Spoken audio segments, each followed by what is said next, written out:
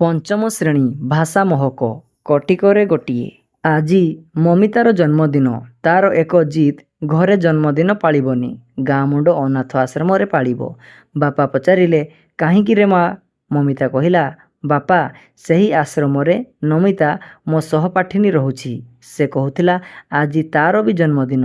ତା ବାପା ମା ନାହାନ୍ତି, ତେଣୁ ସେ ଜନ୍ମଦିନ ପାଳିପାରିବ ନାହିଁ। ମୋ ଜନ୍ମଦିନଟି ସେଠାରେ ପାଳିଲେ ଦୁହିଁଙ୍କର ପାଳନ ହୋଇଯାଆନ୍ତା।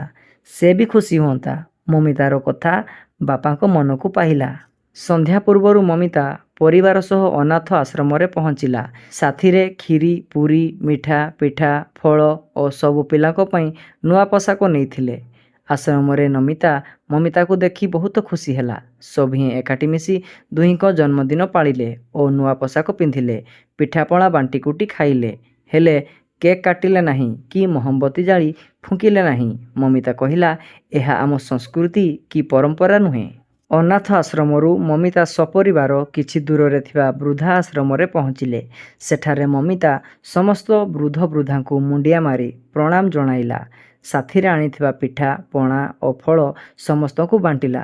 ସମସ୍ତ ବୃଦ୍ଧ ବୃଦ୍ଧା ମମିତାର ଜନ୍ମଦିନ ଜାଣି ତାକୁ ଆଶୀର୍ବାଦ ଦେଇ କହିଲେ, ମା, ତୋ ଭବିଷ୍ୟତ ଉଜ୍ଜଳ ହେଉ। ଏତିକିବେଳେ ପାଖ ମନ୍ଦିରର ଘଣ୍ଟା ବାଜିବା ଶବ୍ଦ ଶୁଣାଗଲା।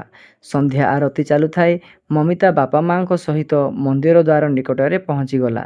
ସେଠାରେ ଦେଖିଲା କିଛି ଦିବ୍ୟାଙ୍ଗ ବସିଛନ୍ତି ଓ ଗୋଟିଏ ବୃଷଭ ସେମାନଙ୍କ ନିକଟରେ ଛିଡ଼ା ହୋଇଛି।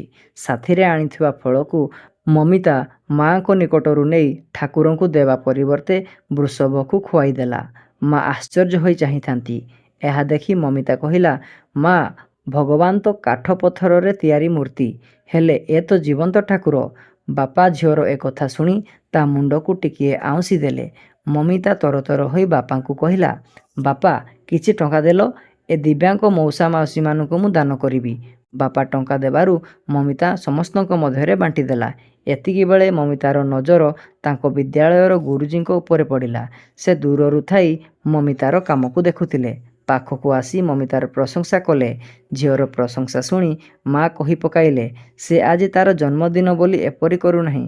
ପ୍ରତିଦିନ ସେ ସକାଳୁ ଆମ ଘରର ଅଗଣାକୁ ଆସୁଥିବା ପକ୍ଷୀମାନଙ୍କୁ ଆହାର ଦେବା ସହିତ ବୁଲା କୁକୁର, ଗାଈଗୋରୁମାନଙ୍କୁ ରୁଟି, ଗୁଡ଼, କଦଳୀ ଦିଏ। ଜୀବେଦୟା ତାର ମହତ ଗୁଣ। ଗୁରୁଜୀ ମାଙ୍କ କଥା ଶୁଣି ଖୁସିରେ କହି ପକାଇଲେ, ତେବେ ଏପରି ଝିଅ ତ କଟିକରେ ଗୋଟିଏ। ସମସ୍ତେ ମମିତାକୁ ଜନ୍ମଦିନର ଅଜସ୍ର ଶୁଭେଚ୍ଛା ଓ ଆଶୀର୍ବାଦ ପ୍ରଦାନ କଲେ। ସଭିଙ୍କ ମୁହଁରେ ଫୁଟିଲା ହସ। ମମିତା ପାଳିଲା ଜନ୍ମଦିବସ।